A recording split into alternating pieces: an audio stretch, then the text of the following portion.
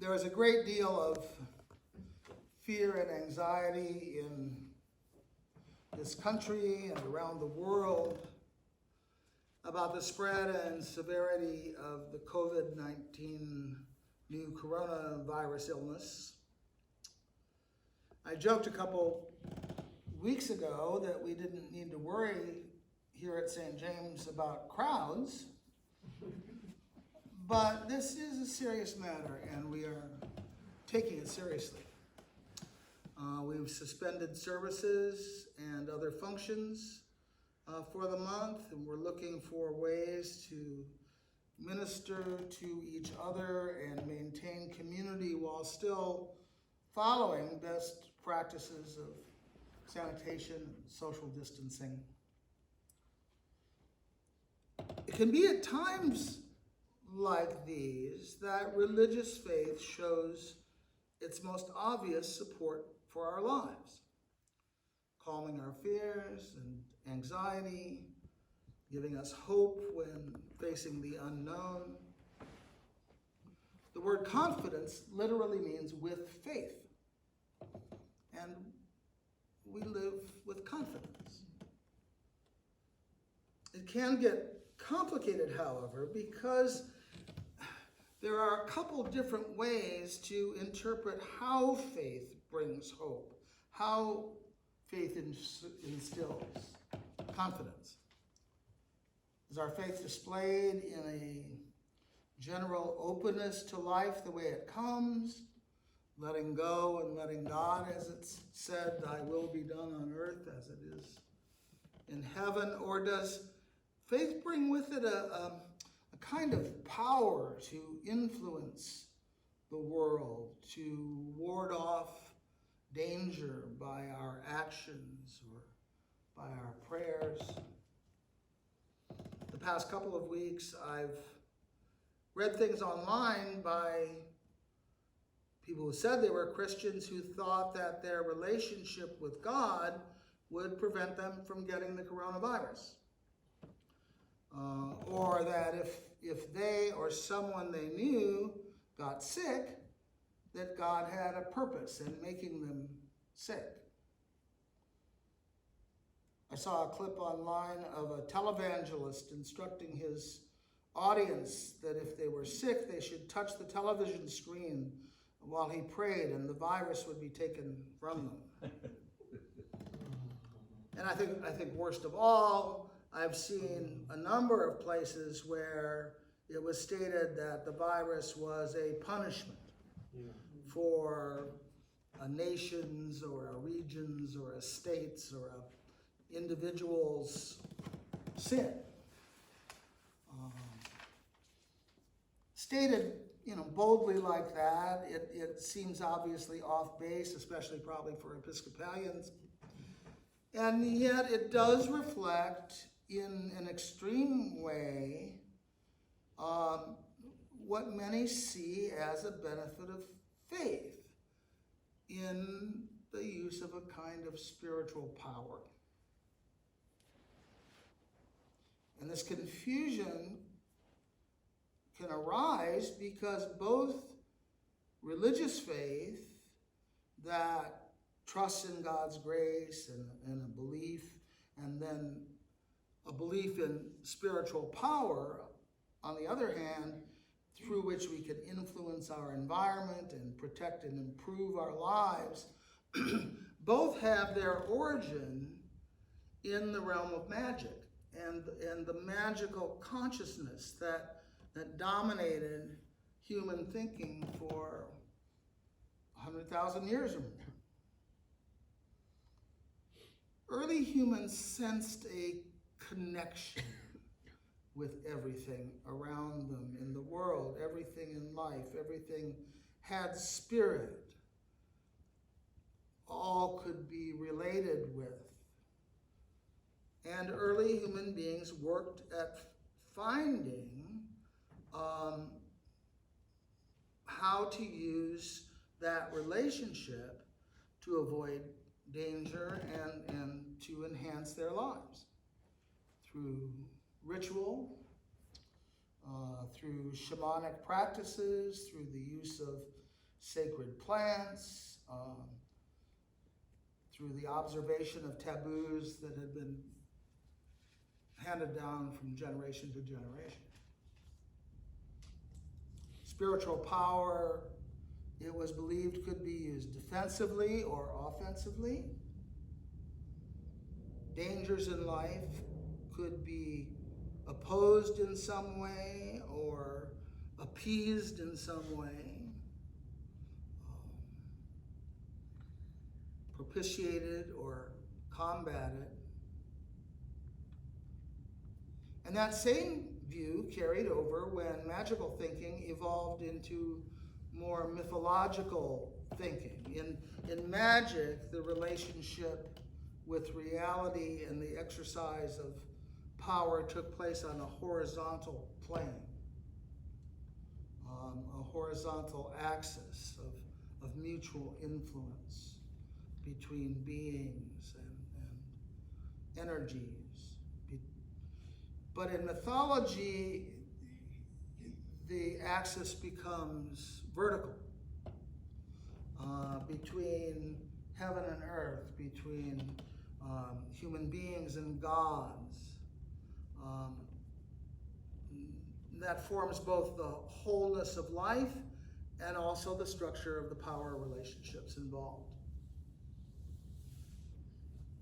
In modern times, we see both of these expressions as well within religious traditions and Christianity and other faith traditions. There's a sense of a mystical unity to life, but also a belief and practice in the power of prayer, for example.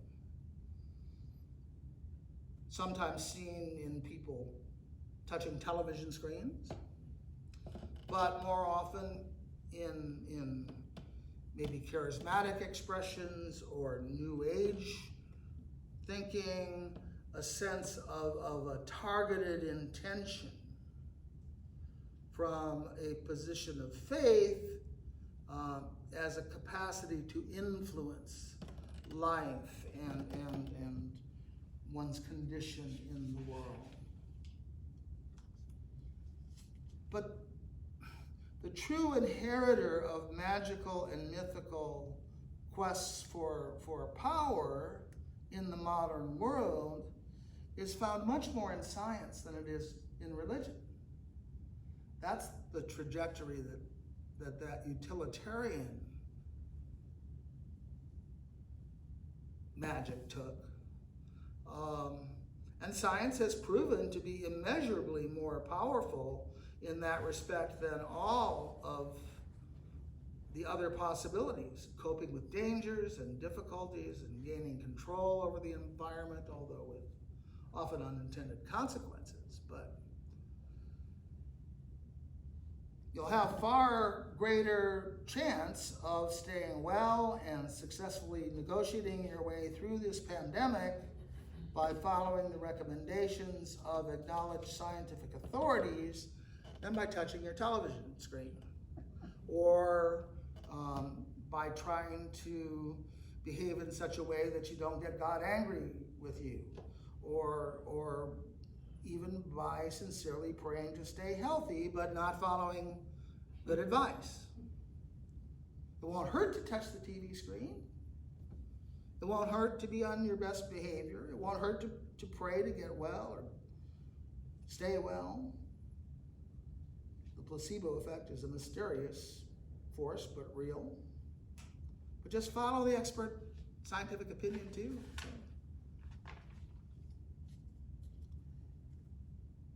And spiritual power, the use of that power, belief in that power, is not the same as faith. And it's not the best gift that our faith tradition offers to deal with times like these.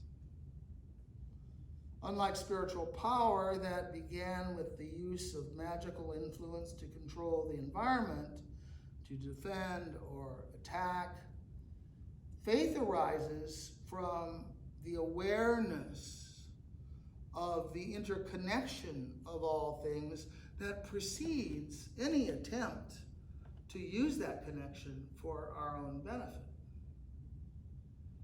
Faith is an acknowledgement that reality, the way it is, exactly as it is created by God, is held in God's hands, is loved and cherished. We are a part of that creation, but we're not its main purpose, or certainly sole purpose. The coronavirus is as much a part of God's creation as we are. And God said that all of it is very, very good. We may not understand that. It may not be good for us. The kind of faith that's expressed in that acceptance is different than just praying for what we want. Now, certainly it's reasonable and a sign of gratitude for life and health to do all that we can to fight the virus and maintain safety, continue in a healthy life. Yeah. As I said, science, which is also God's creation, gives us the best shot at succeeding in that fight. But on a spiritual level, a level of faith, this challenge of pandemic is simply the latest part of the life that God has given to us, that we're called to integrate into the totality of our experience, that we're called to face with courage and a sense of ultimate trust. Faith says that God is always there for us, relating with the world of space and time through us. And part of that world includes joy and love and health. And part of that world includes sickness and death. That's the reality of creation. It's not like God made a mistake when people die. We've got to understand that's a part of it. In our prayer book, in the prayers for use by a sick person, there's a prayer for the morning that says, "This is another day, O Lord. I know not what it will bring forth, but make me ready, Lord, for whatever it may be. If I am to stand up, help me to stand bravely. If I am to sit still, help me to sit quietly. If I am to lie low, help me to do it patiently. If I am to do nothing, let me do it gallantly.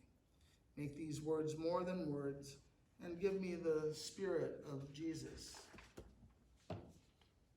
St. Paul tells the Romans a little later in the letter that we had for our lesson today that as Christians, if we live unto the Lord, and if we die unto the Lord, we are the Lord's. Whether we live, therefore, or die, we are the Lord's. We don't feel fear, anxiety, and grief because we weren't alive in the few months or few years or whatever before we were born.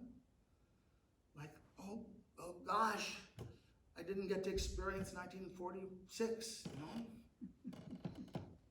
That's not the way it is. So why should we have such fear, anxiety, and grief because we don't get to live months or years or whatever after our death?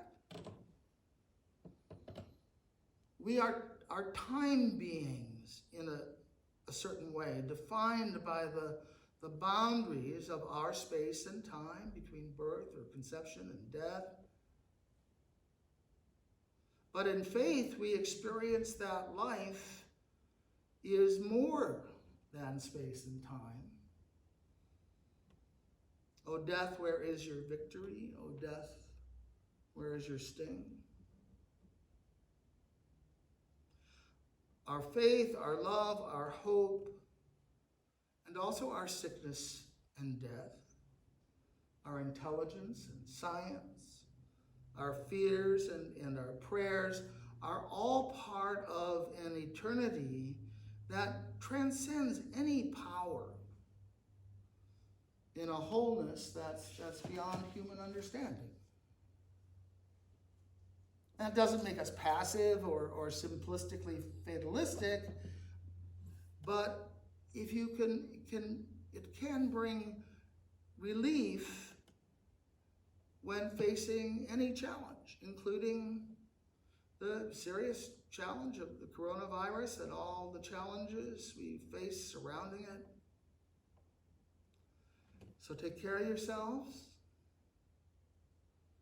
Follow good advice. Keep your social distance. Drink plenty of water. Get plenty of rest. And know that you are not alone even if you're quarantined. We are together in spirit, always. And the grace of God is more contagious than any virus. It moves out from this place, not in droplets, but in waves of love. No matter what happens, it's really all okay. That's why they call it good news. Thanks be to God.